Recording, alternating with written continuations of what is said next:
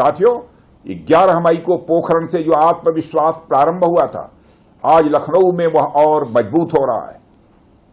साथियों, अपनी बात समाप्त करने के पहले मैं कहना चाहता हूं कि जिन भारत विरोधी और आतंकी संगठनों ने भारत माता के मस्तक पर हमला करके कई परिवारों के सिंदूर मिटाए थे, उन्हें भारतीय सेना ने ऑपरेशन सिंदूर के माध्यम से इंसाफ दिलाने का काम किया है। और इसके लिए आज सारा देश भारतीय सेनाओं का अभिनंदन कर रहा है।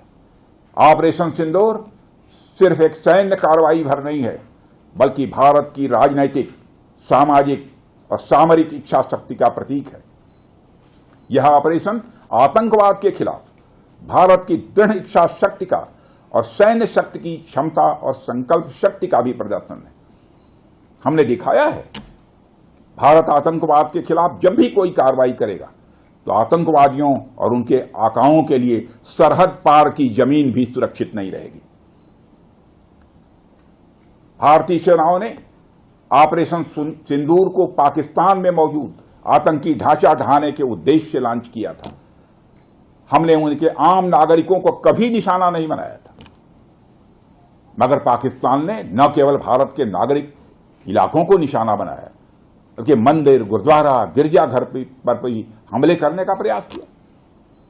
भारतीय सेना ने शौर्य और पराक्रम के साथ साथ संयम का भी परिचय देते हुए पाकिस्तान के अन्य ठिकानों पर भी प्रहार करके करारा जवाब दिया है। हमने केवल सीमा से सटे सैन्य ठिकानों पर ही नहीं कार्रवाई की, बल्कि भारत की सेनाओं की धमक उस रावलपिंडी तक सुनी गई, जहां पाकिस्तानी फौज का हेडक्वार्टर मौजूद है। मित्रों, भारत में आतंकवादी घटनाएं करने और कराने का क्या अंजाम होता है, यह पूरे विश्व ने उरी की घटना के बाद देखा, जब हमारी सेना ने पाकिस्तान में घुसकर सर्जिकल स्ट्राइक की। पुलवामा के बाद देखा, जब बालाकोट पर एयर स्ट्राइक की गई, और अब पहलगाम की घटना के बाद दुनिया देख रही है कि जब भारत ने पाकिस्तान के भीतर घुसकर मल्टीपल स्ट्राइक्स की हैं। आतंकवाद के खिलाफ जीरो टॉलरेंस की नीति पर चलते हुए हमारे यशस्वी प्रधानमंत्री नरेंद्र मोदी ने स्पष्ट कर दिया है कि यह नया भारत है जो आतंक के खिलाफ सरहद के इस पार और उस पार दोनों तरफ प्रभावी कार्रवाई करेगा। यह हमारे प्रधानमंत्री जी ने स्पष्ट रूप से यह संदेश दे दिया है।